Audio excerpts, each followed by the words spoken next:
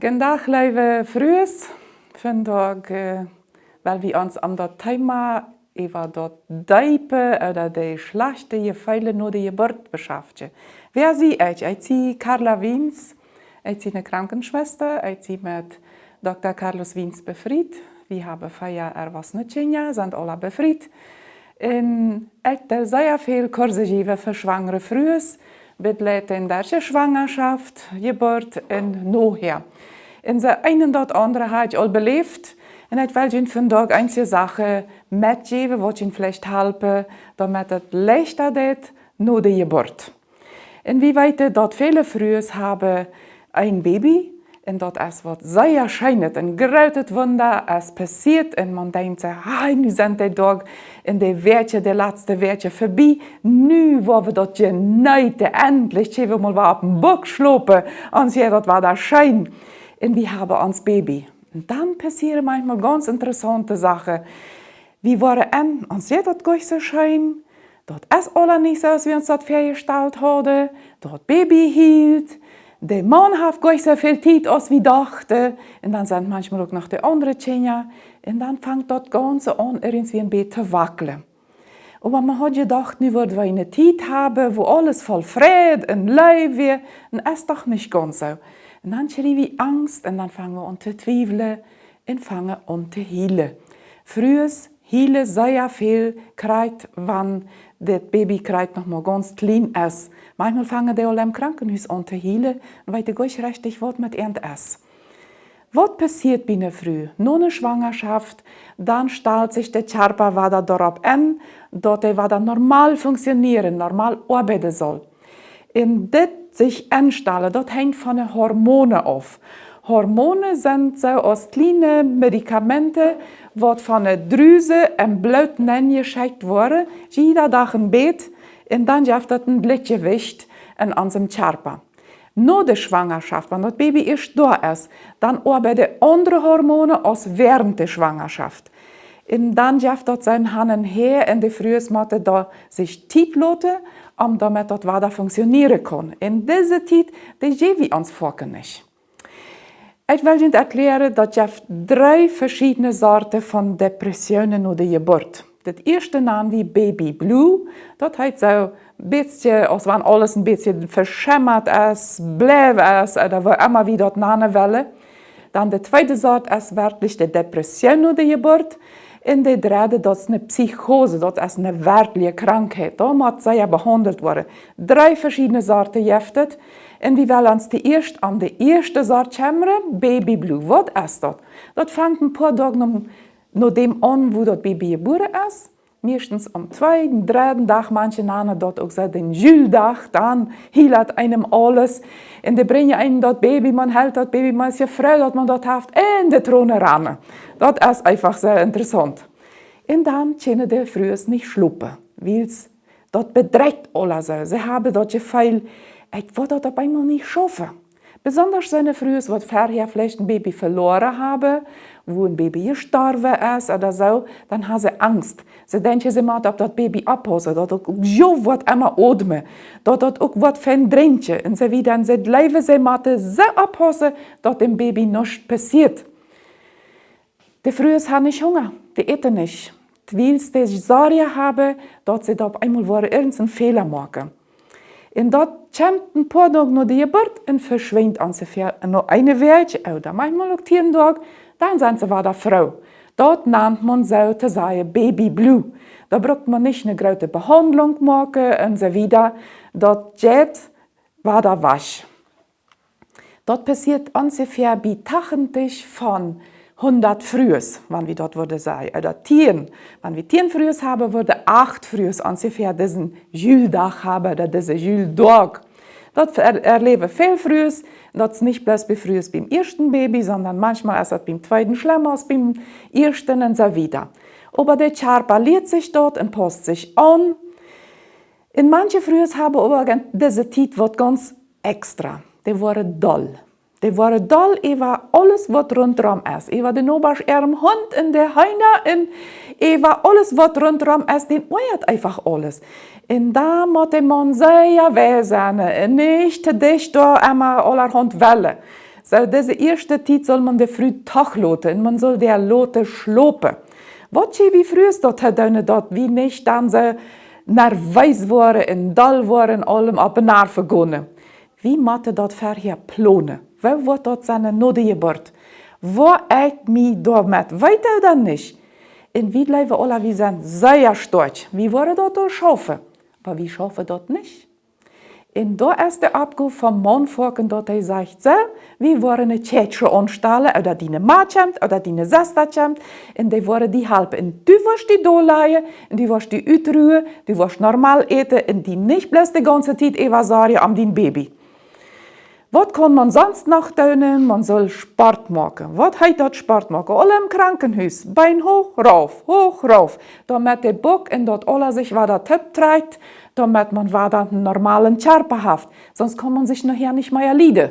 Wie setzt man dann aus, denkt man dann. Und dann, der dort hier binnen, nu wurde das Leben echt eine alte Vater auf einmal geworden. Wie kennen wir dafür, dort wie nachher wieder Schmuck sind? In der Mat wie wir dann nicht bloß still liegen, sondern uns bewegen. Wenn wir dann thuis sind, dann soll wir Kaminata machen, gehen. Mit uns Baby taub dort im Wachchen in spazieren gehen. Dort ist es Linas auch gut, wenn da eine frische Luft kommt. Dann gehen wir nun am zweiten Thema, der Depression. Wann fängt die an? Die fängt ein bisschen Lothar an. 3 Wochen nach der Geburt oder manchmal auch 3 Monate nachher. Ich habe sogar seine Wort 6 Monate nach der Geburt erst anfangen mit der wirklichen Depression. Was sieht dort aus? Die haben dort Gefühl, sie schaffen dort nicht. Das kann ich nicht. Das kleine Menschchen, wo eine gute Mama sind, nee, das ist alles viel zu schwer. Besonders bei seinen, die eine schwere Geburt gehabt haben, oder eine sehr schwere Schwangerschaft, wo sie vielleicht viel leiden mussten und so weiter. Und dann haben sie das Gefühl, sie schaffen den Alltag nicht mehr. Das viele Abwaschen, in diese ganze Wasch. Und da sind so viele Sachen, die je tun müssen, was kein Mensch sieht. Dort sieht man bloß, wenn es nicht getan wird. Und dort weiß ich, wenn wir ein Portchen haben, da sind immer Sachen, die liegen bleiben. Wir kommen dort niemals noch. Dort wie dort alle waren richtig tun. Auch wenn wir eine Tschätsche haben, nicht mal dann. Wie viele uns von Anfang bis ein Eva fordert. Weil dort bloß keinem sagen, weil wir sind ja doch starke Frühs. Und dann ist es ab und Abend und wir legen uns doll, weil schlafen, dann hielt das Baby. Und dann hielt das, und dann hielt das. Wir stehen 20 Mal die Nacht ab, wir tragen das Kind hin und her, und immer wieder habe ich das Gefühl, wie versagen. Wir schaffen das nicht. Wie der Nummer steht dort alle Fan, keiner brüllt dort, keiner macht die Nacht eben abstunden. Und echt wird das echt bloß falsch. Dort, wo bei der Nummer passiert, dort habe ich bloß nicht mitgekriegt. Der hat das Kreuz dort selbst Fläche tun. Der früh weit, dort sei viele Sachen richtig steht, aber sie denkt, das meiste wird vielleicht doch ein bisschen falsch sein. Und bestimmt liegt dort an mein Charakter, weil es echt dort nicht richtig handschrie. Mein Charakter ist wahrscheinlich so komplizierter. Das ist aber kein Zeichen von Schwachsinn, wenn man nicht alles schafft. Wir leben uns manchmal so, wie man dort perfekt und richtig und gut machen, damit alle zufrieden sind. Wer hat uns gesagt, wer dort alle macht? Das haben wir uns selbst eingebildet. Oder das ist unsere Erziehung, weil wir uns belehrt worden ist. Aber in Wirklichkeit macht wir gar nicht so sehr aus, wie uns das vielleicht vernehmen. Das ist nicht, weil wir schwach sind, wenn unsere Hormone nicht richtig arbeiten. Das hat mit unserem Körper zu tun und sehr viel damit zu tun, ob wir uns die Ruhe nehmen, ob wir uns die Zeit nehmen, dass unser Körper sich frisch anstellt. Und dort brauchen wir sehr folgen, dass wir dann auch mal zum Doktor gehen und tauschen, dass uns das schlecht geht. Wie ist die Frage, wie geht die? Kommst du klar mit deinem Baby? Schlaft dort?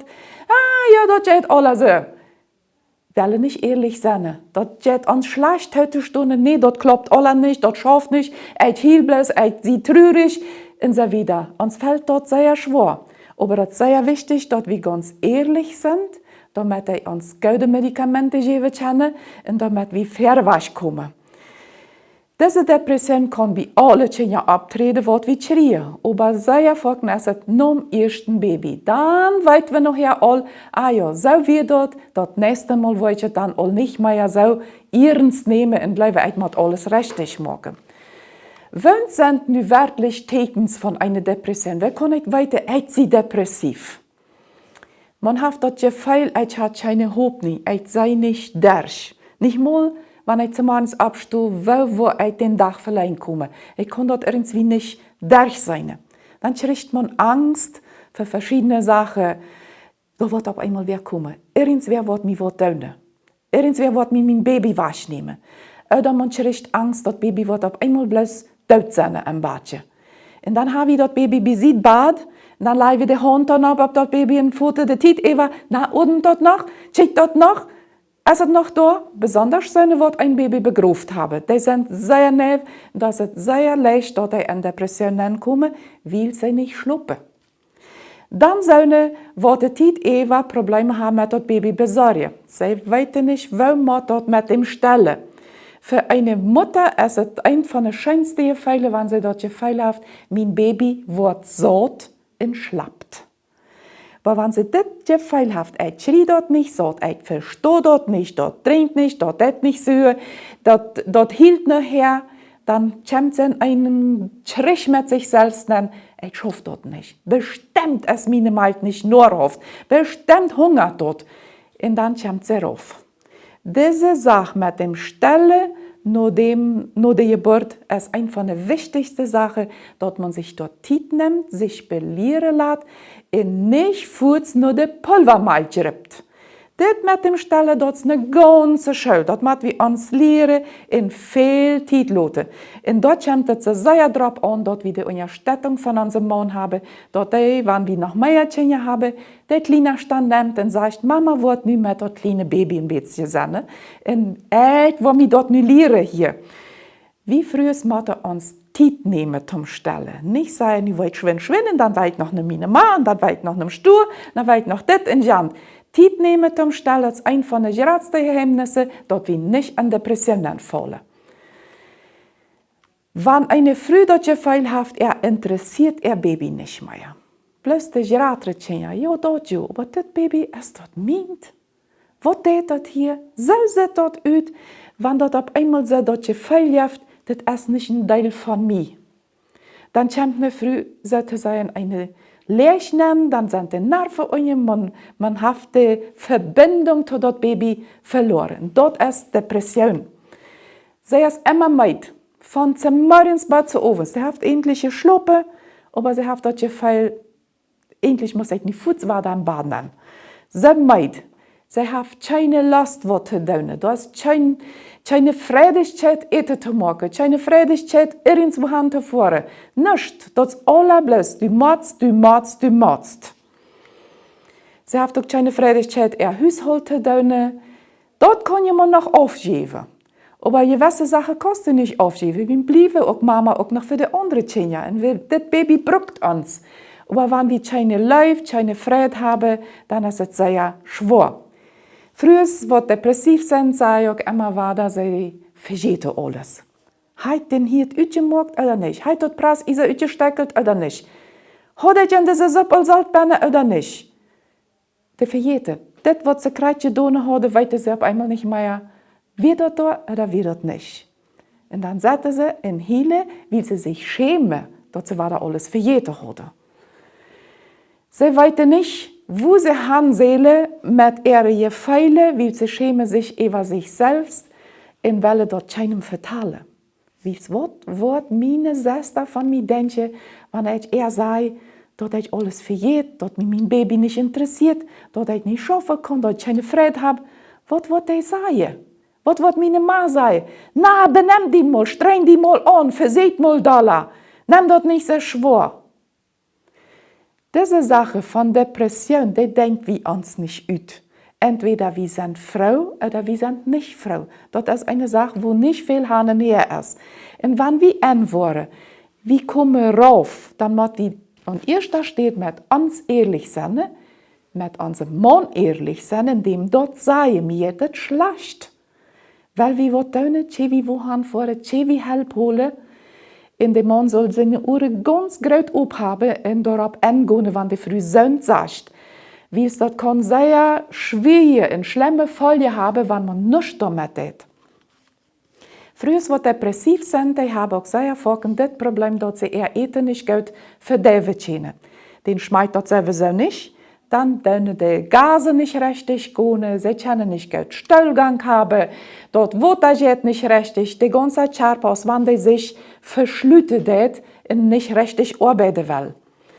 Weil es dort Gefühl, dort hört es traurig. Wann soll man im Krankenhaus gehen? Wenn sich das Ganze länger als 2 Wochen trägt. Dann soll man gehen zum Doktor und dem ganz direkt sagen, mir geht es schlecht, ich sie mit den Nerven leg oder wo immer jeder das dann sagen will. Wenn man das Gefühl hat, das wird bloß immer noch schlimmer. Manchmal kann man leicht sein und probiert das war dann ab, aber wenn das schlimmer wird, dann soll wir nicht lang damit rumspielen und sagen, das wird noch. Je länger wir dort vertasen, das kriegt es mit der Grippe. Wenn dort verschlappt wird, dann können wir ja meist nicht mehr rauskommen. Wenn uns dort schwierig ist, zum Morgens wo ich diesen Tag verleihen kommen, aber nur, wo ich diese Nacht kommen, wenn uns dort schwierig ist, dann ist es Zeit, zum Doktor zu gehen. Und dann, sei ja harsche, wenn wir dort Gefühl haben, wie würde uns Baby wasch, wird mich nicht interessieren. Wird mich nicht mal schuld sein, wenn dort auf einmal wasch ist. An dem Punkt kämpft man irgendwann.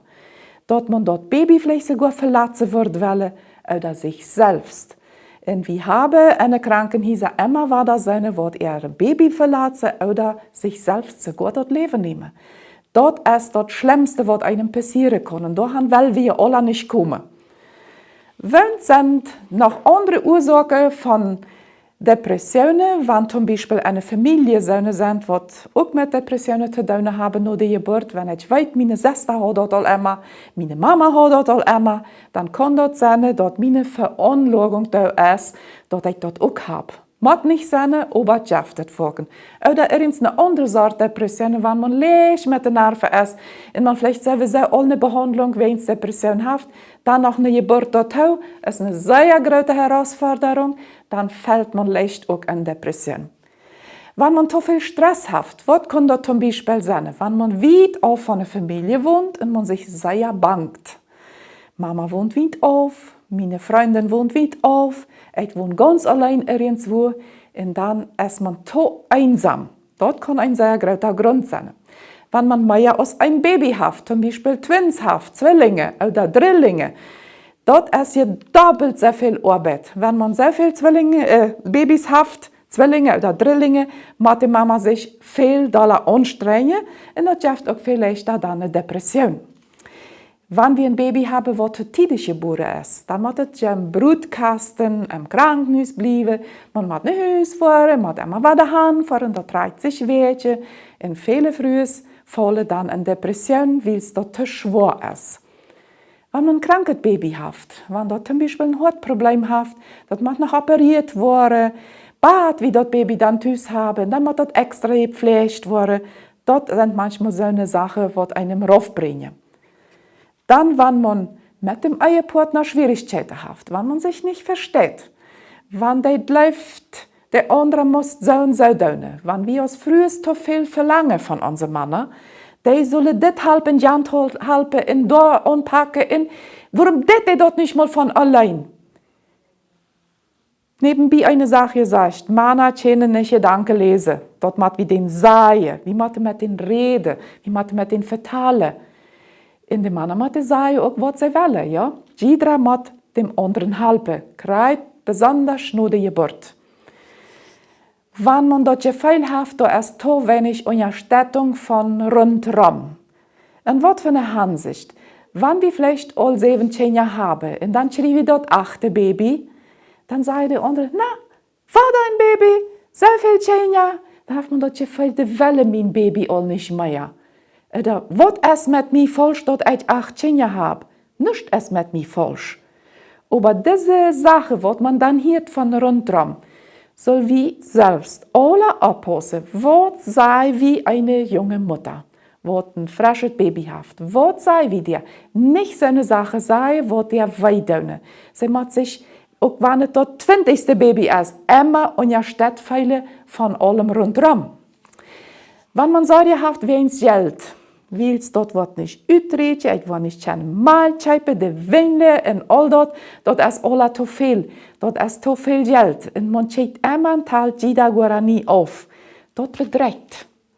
Deswegen soll man sich dort wirklich auch planen und sparen, überleben, dass man dort, wann ein Baby kommt.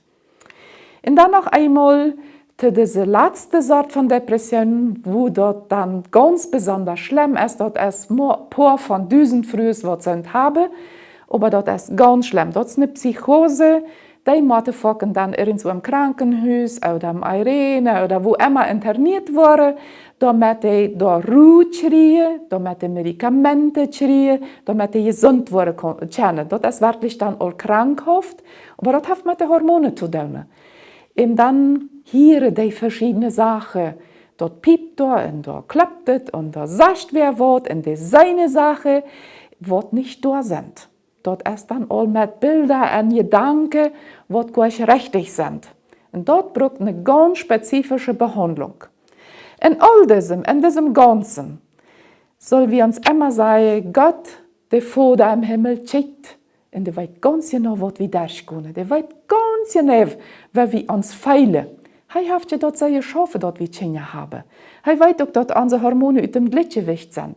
Der hat die Geduld und die Ruhe mit uns. Wir können noch am kommen, mit am vertellen, und der wird immer horchen. Der wird immer ein Auge für uns haben, immer weiter. Diese Früh braucht nicht das, der braucht nicht dort. Wir können ihm dort anvertrauen. Was wir von Besitz noch tun, damit wir seine Frühes wirklich unterstützen. Wir sollen den besitzen. Vielleicht 15 Minuten, nicht länger. Ich denke manchmal, wo mal 2 Stunden bei dir sind, viel zu lang. Nicht Arbeit bringen, nicht einen Sack Korn bringen und sagen, du hast dann hier genug Mais für die nächsten Monate, für den Chipak was oder was immer wir wollen. Keine Arbeit bringen, wir nehmen bloß Arbeit auf. Nicht Zeit bringen, du kannst die was nähen. Wir sollen die Kinder, die da noch sind, beobachten, in den vielleicht ein Geschenk bringen, ein kleines Auto, ein Pappchen oder was immer, in uns die andere Kinder kümmern. Gleich so sagen, das Baby. Das Baby wird nicht viel antworten. Oder die früh ein kleines Geschenk bringen. Das Baby ist wichtig, aber in diesen Fällen ist die früh die Mutter in die andere Kinder wichtig, dass man den wahrnimmt und den wirklich auch hält. Wir sollen uns bemühen, diese frühes Eten zu bringen, den zu unterstützen und für ihn zu beten.